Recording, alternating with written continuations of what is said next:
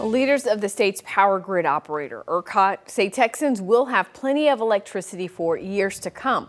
But an energy trade group isn't so sure, warning leaders cannot predict how stable the electric grid will be in the future. And they say Texas could struggle this winter.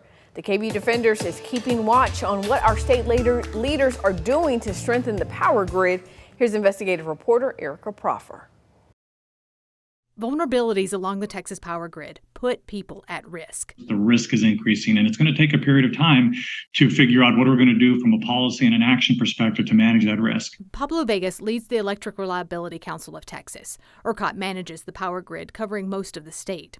A new report shows we could have nearly 30% extra energy to meet demand next year, under certain assumptions, like if it isn't as hot, if large energy consumers reduce enough power during peaks, if nothing goes wrong.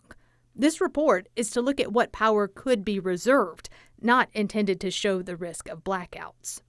And so we're going to be using all of these reliability tools that we have available. The trade group United States Energy Association points to prediction problems, such as increasing electric vehicle sales, development of AI server farms, and delays in constructing large power lines. We were analyzing where the growth came from over the course of this year and whether the growth was driven primarily from the extreme heat that we had experienced or how much of it was really coming from true firm economic growth. This summer, we broke peak demand records 11 times. And what we found is that about 2/3 of it was likely coming from economic growth. Vegas said Texas consumers kept the power grid safe, conserved when asked. It may be Texas consumers that help build the power supply the fastest.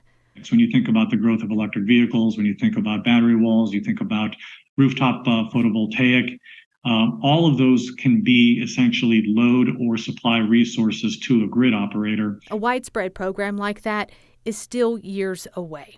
For the KVUE Defenders, Erica Proffer, KVUE News.